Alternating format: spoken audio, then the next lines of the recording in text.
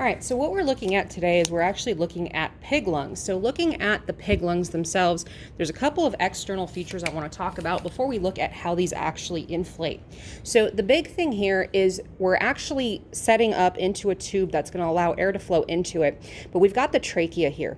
And the trachea is basically going to fork to get into each one of the lungs. So you'll see kind of my finger being pushing kind of in the center.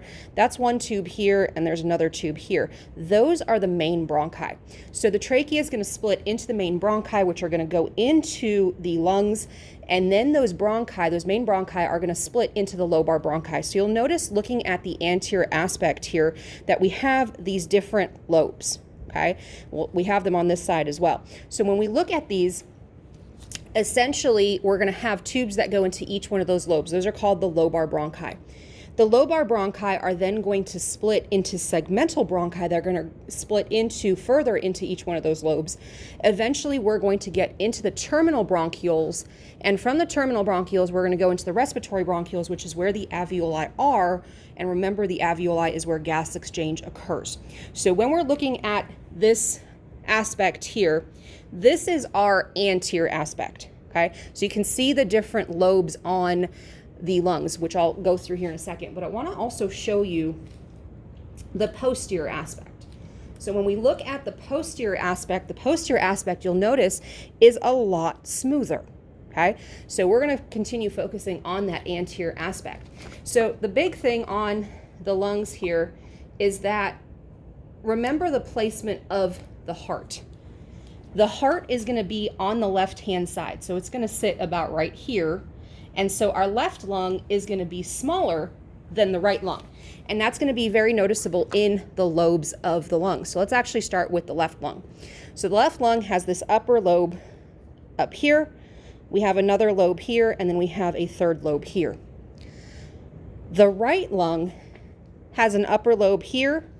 It's got another one here, a third here, and then this is the fourth. So in the pig, they have 4 lobes on the right and 3 lobes on the left. And I want you to think about how that compares to humans.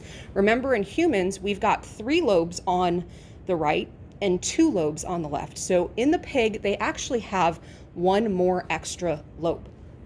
So now I want to go through and actually inflate these lungs. As I inflate them, I want you to think about a question.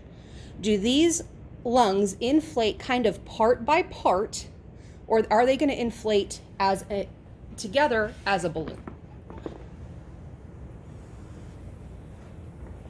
I'm going to let them deflate a little bit, but I'll go through the process again. What I want you to really focus on is focus on the top lobes versus the bottom lobes. Are the top inflating first, or are they inflating together with the bottom?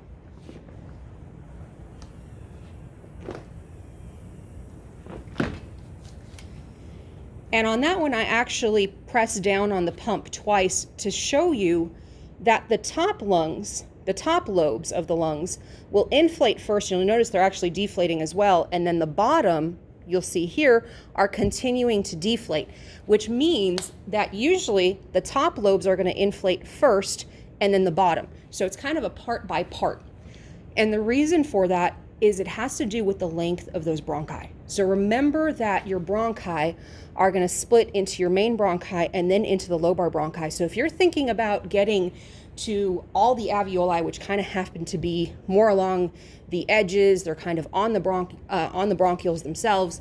So if you think about the length of getting from here to here or here to here versus from here to the base, there's a lot more tubes that it has to get through to get to the base of the lungs. So essentially, those top lobes like to inflate fully first, and as I continue pressing down on it, you'll notice the top don't really move much. It's the bottom that start inflating even more. So if you've ever heard that they want a patient to deep breathe after surgery, one of the reasons for that is because if you're shallow breathing, you're only going to get so much air through your tubes, so you're going to basically hit those top lobes. But in order to deep breathe, when you get more air in and you deep breathe, you're going to get that air into the bottom and the base of the lungs as well. So what that means is that you're going to be using your entire lung rather than just using the upper portion. So it's extremely important to take those deep breaths in order to get air moving through the entire lung.